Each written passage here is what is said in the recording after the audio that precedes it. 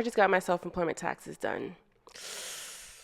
And I made sure to ask my accountant some questions to make sure that I never have to pay that much money in taxes again.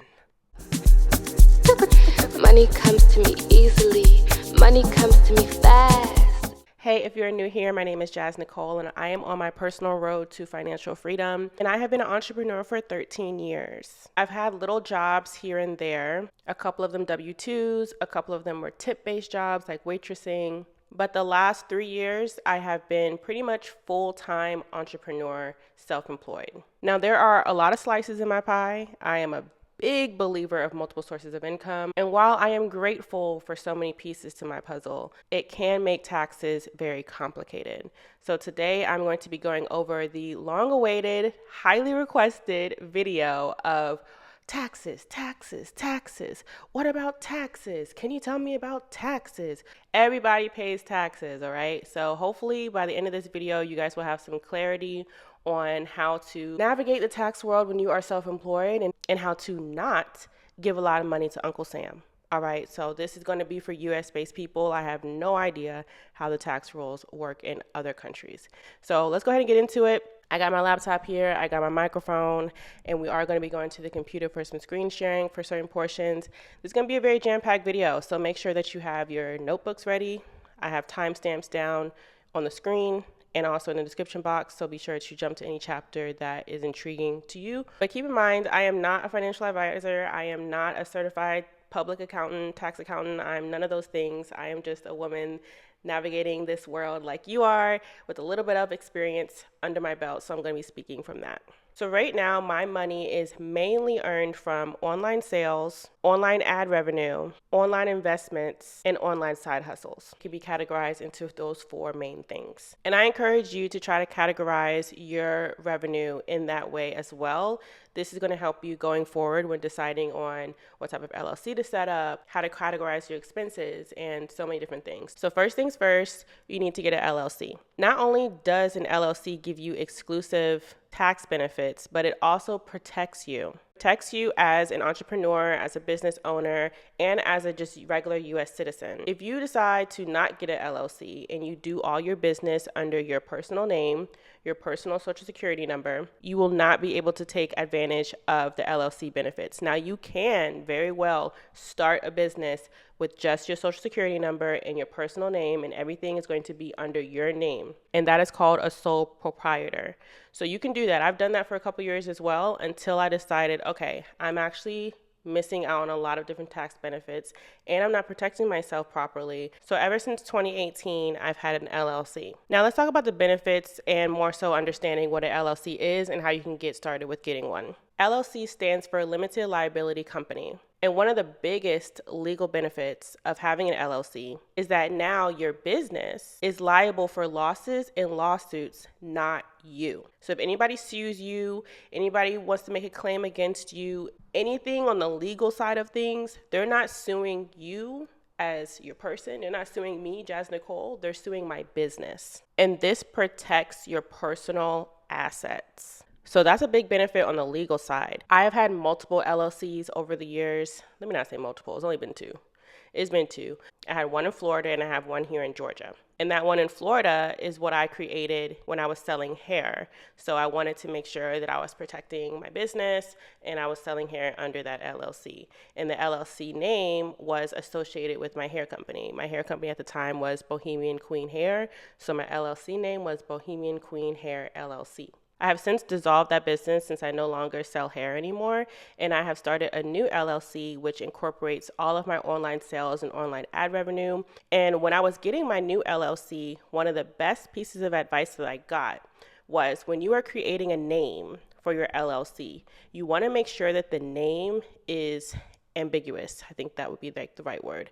Ambiguous, inconspicuous, or an acronym. Basically, when someone looks at the name of your LLC, they're not able to tell right off the bat what you sell, what you do, what you offer.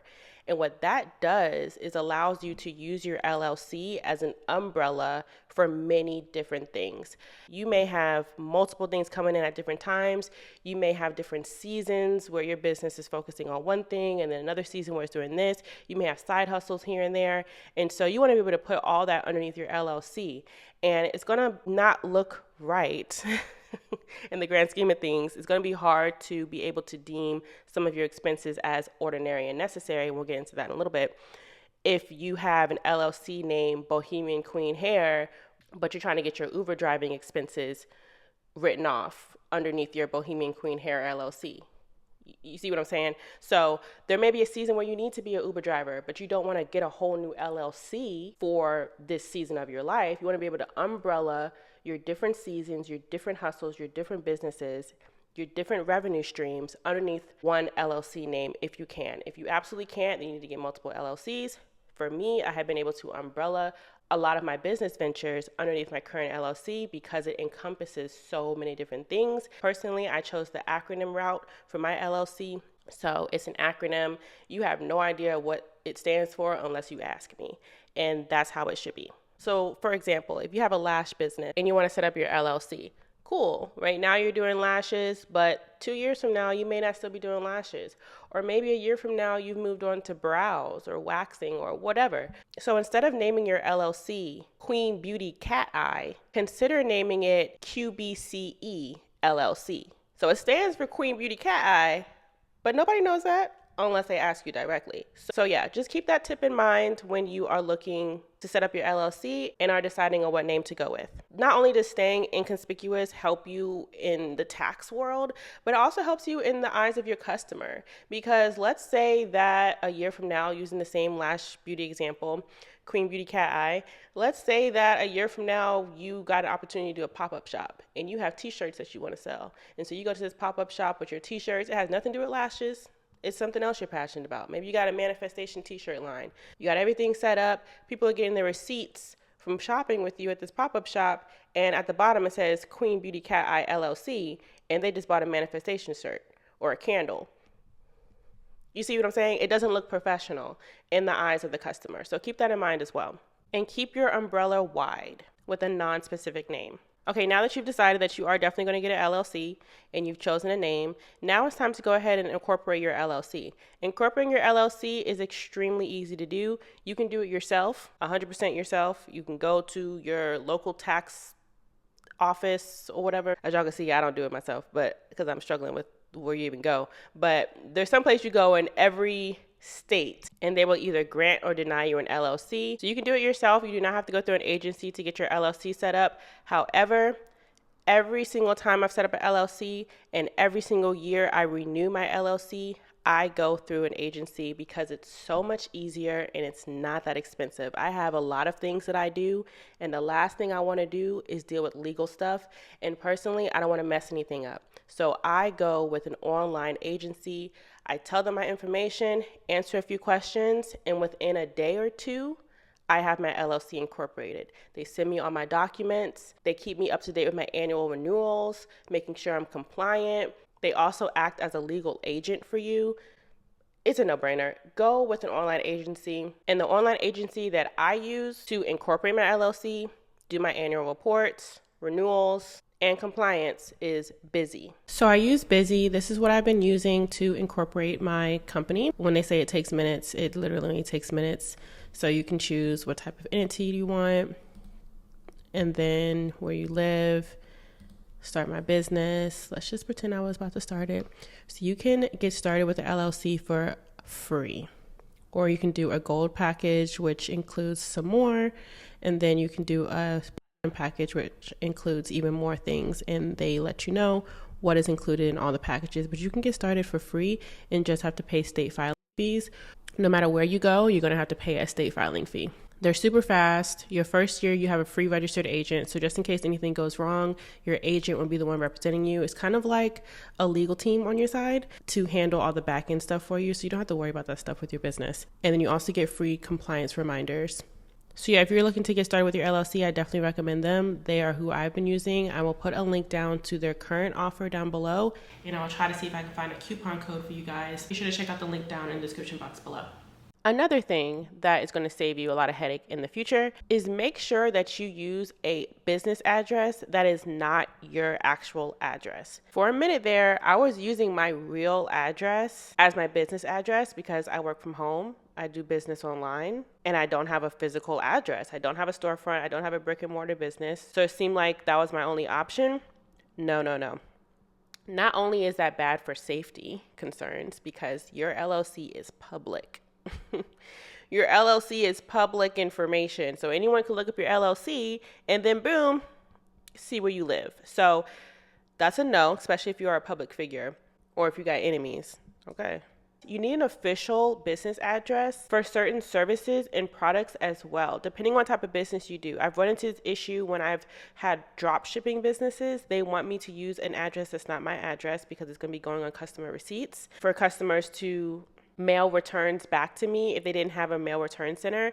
So that was a specific business model, right? But I also came across this issue for a different business model. So I recently set up a couple new websites and I use Squarespace. And I know Squarespace isn't the only one that does this, but a lot of different websites, when you are sending out official emails to people, you have to put an official address at the footer of your email. Why? I do not know. I do not know why you have to have a physical address at the footer of your emails, but that's a thing. So you definitely do not want to put your real address at the footer of your emails. Whether you have an LLC or not, you may find yourself needing a virtual mailbox. I have found a company, there are a few out there, but the company that I use is called Anytime, and they are a virtual mailbox service that gives you a physical address. And the cool thing about it is that they actually do have a physical address where you can actually get mail sent to you. It's a very small mailbox, so it can't be a lot of mail that's getting sent to you, but they do have an actual physical address that you can go and pick up mail from if you get physical mail. But even if you just need it for virtual reasons and for safety and for LLC formation, you can use their service and they will give you a physical address. It's not a P.O. box because a lot of companies will not accept P.O. boxes as a real legit business address as well, especially when it comes to bank accounts. And we'll get into that in the next segment. So this is who I use for my virtual mailbox. It is a virtual mailbox with a real address. They have over 2,200 locations in the United States, and you can get one for as little as $5 per month. What you do is select your location. So you can choose a real street address by browsing through all the locations that they have in their database. Choose a plan, and then you can also manage your mail because you can receive physical mail to this address since it is a physical address, but that's completely optional. So they have a promo going on right now where if you sign up with them and use one of their mailboxes, you get a free $10 Amazon gift card.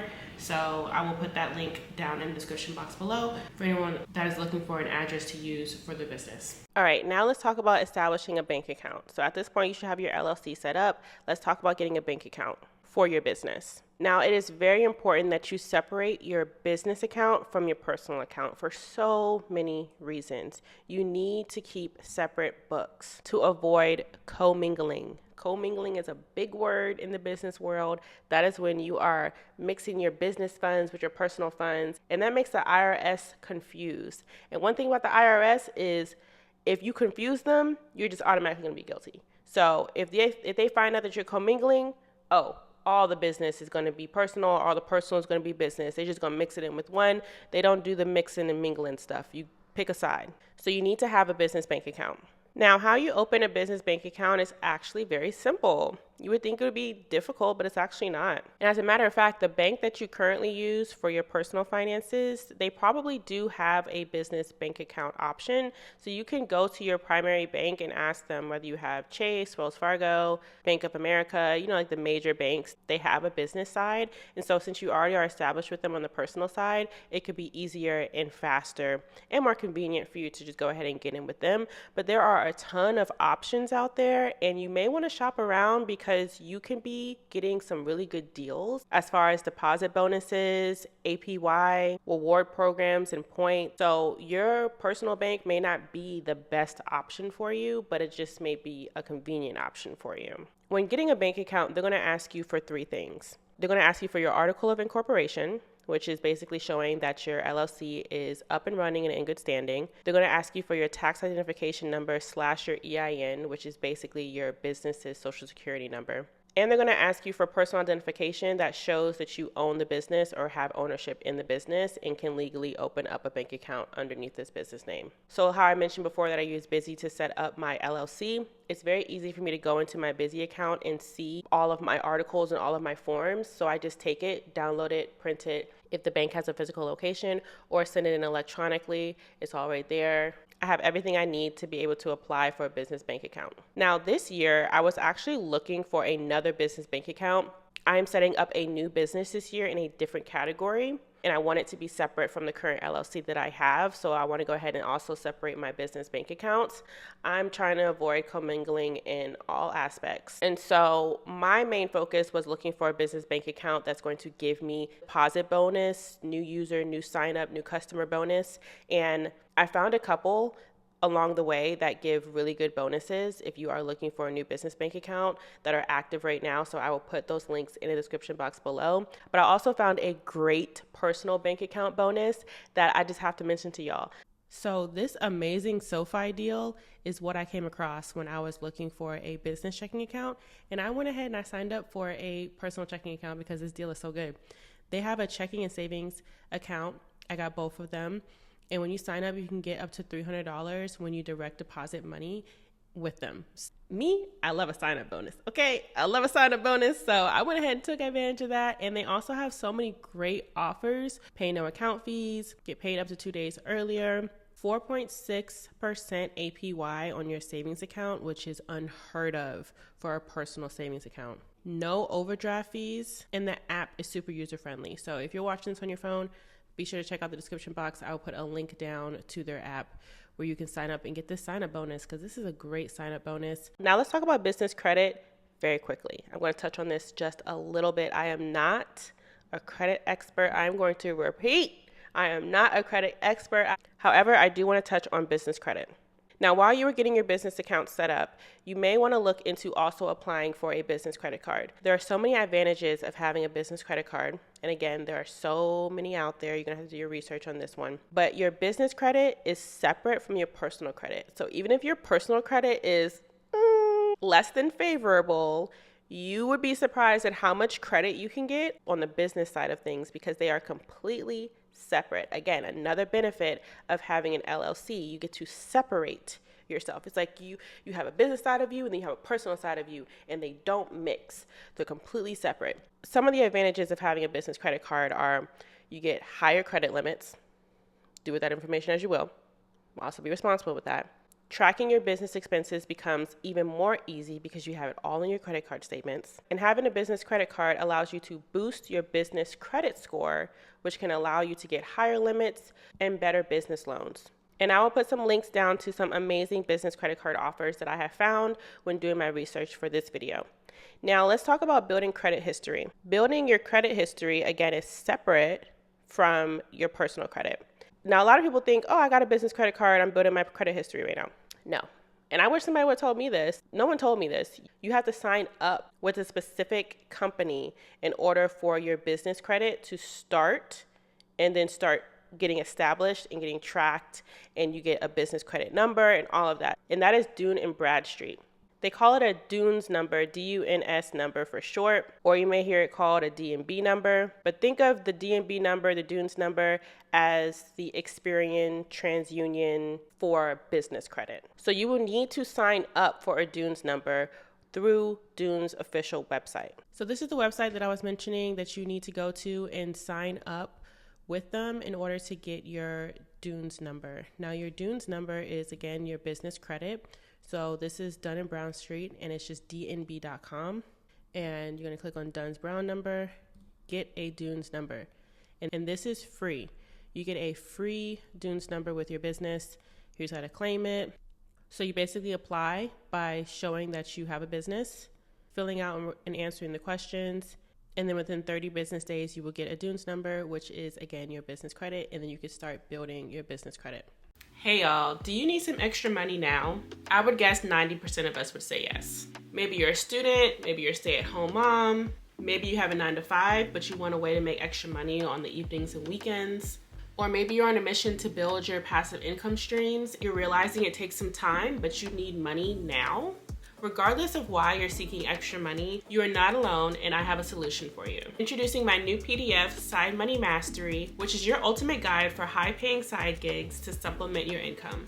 With this PDF, you'll find a carefully curated list of over 38 legitimate, vetted, tried and trusted companies that will pay you for your time, skills, and opinions. It's the perfect way to supplement your income, and I can guarantee that you will find at least one thing on this list that you have never heard of and that can help you get started making money today. That require no selling, no money invested, and 33 out of the 38 companies that I mentioned in this list require no experience necessary. So whether you want to work online, over the phone, or via Zoom, there's something in this list for everyone that wants to make money from home. If you're ready to start earning extra income today, then click the link down in the description box and download the Side Money Mastery PDF today.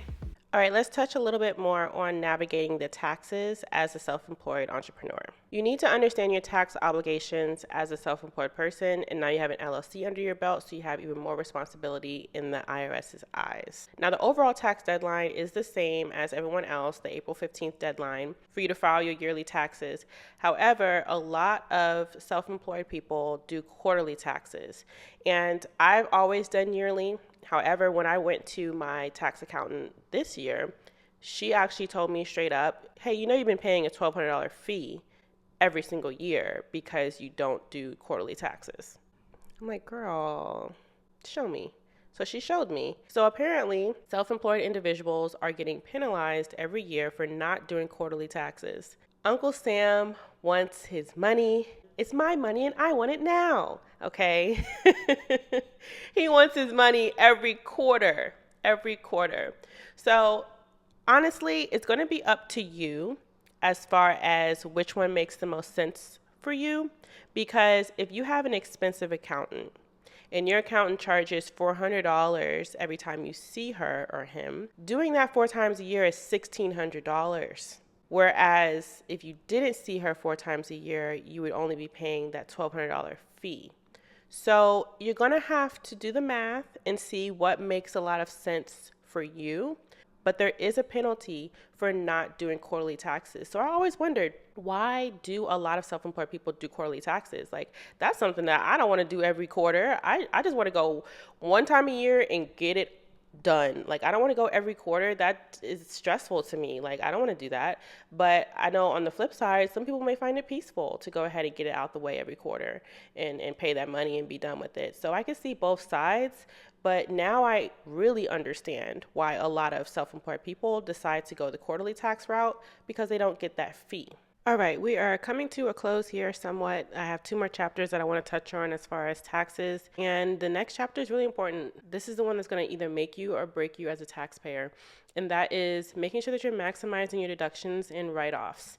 Now, there's different strategies that go along with this, but overall, you just want to make sure as far as managing your money that you're doing 4 things: budget, save, track, expense. Now, yes, there's only 4 things, but it takes an army. It takes an army to do all of that. And if you are not the type of person that likes to look at your personal finances, what makes you think that you're going to be able to do all of that and look at your business finances? Because you need to treat that with extra tender love and care. And so I recommend having a tracker, whether it's a tracker app, a tracker software, whatever. Have a tracker that is tracking not only your income, but your outcome, your expenses. Have something that is attached to your business bank account that can track all of this for you. But before I get into that, let's talk about why it's so important to track every dollar you spend regarding your business. Proper business money management allows you, your tax accountant, and the IRS to properly identify business deductions and expenses. One of the best benefits of having a business is that you have access to be able to write off so many different things as a business expense. But the IRS must deem this as reasonable and necessary. And that's going to depend on the type of business that you have and or the type of business that you perform. So for example, if you have been paid as a brand ambassador or a model, you can write off your hair, your nails, your makeup, clothes that you use for photo shoots, because all those things are a necessary expense to upkeep your looks which is what your job is based off of. So it is necessary for you to spend money on makeup if you're a model, and the IRS respects that. So you are able to write that off. Now, let's say you are a lifestyle content creator and you have proof of you being paid for that. Okay, you can write off your flights, your hotels, your out-of-state meals. A lot of travel expenses can be written off if you are a lifestyle content creator, especially focusing on traveling and you have been paid for that. That is considered a necessary expense in order for you to perform your job. Now, if you are an Uber driver, you can write off some of your car note, your gas, your maintenance, some of your insurance, mileage, all of that, because your car is needed in order for you to perform your job. So the expenses associated with your car can be written off as a business expense. Now, if you are an online business owner and you also create content in order to promote your online business, you can write off your monthly website fees, your monthly subscriptions, your camera equipment, editing software, your home office space, and that's calculated as a percentage of your monthly rent. And that's going to be based off of how much space your home office takes in comparison to the rest of your house. So if you have an apartment that is 1,200 square feet and you use 400 square feet as a dedicated office space for your business, that's 30% of your rent that could be written off. Your internet bill, new electronics that you get for your business, a lot of different expenses are there, even if you have an online business and work from home. Now, back to how you are going to keep track of how much money you're spending, what you're spending it on, and what can be considered an expense or not is by using a tracker.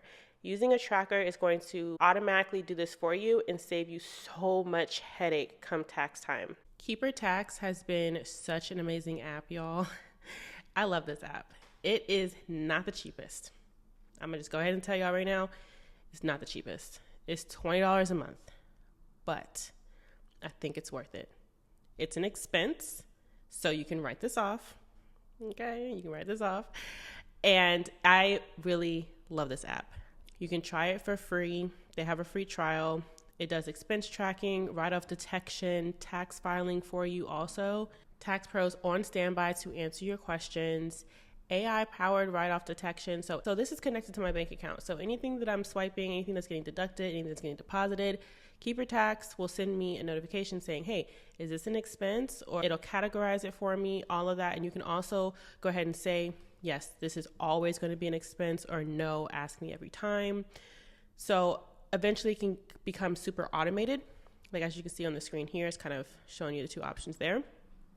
But you can connect to pretty much virtually any bank account, over 20,000 banks and credit cards you can connect it to. And they say that they save people an average of $1,200 a year on their taxes.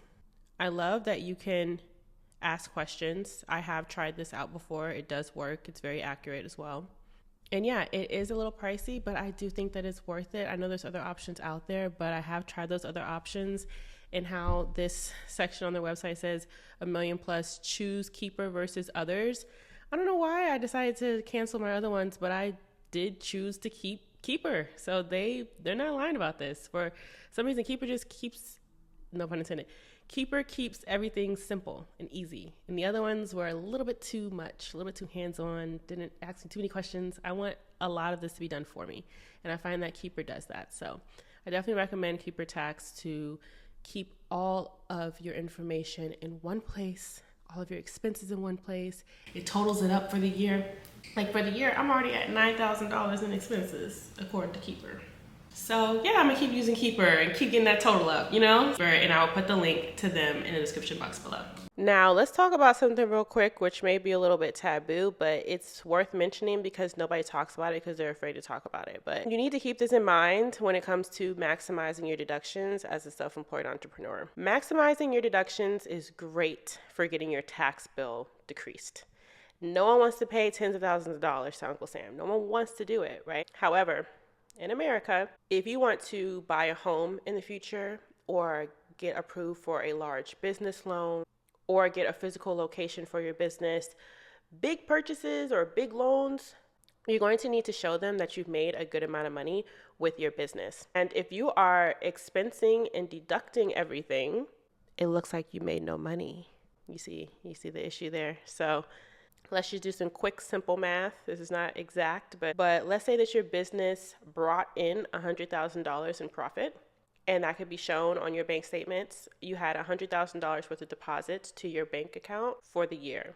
If you go to your tax account and say, okay, about $50,000 of this can be written off as an expense, well, you no longer have a six-figure business.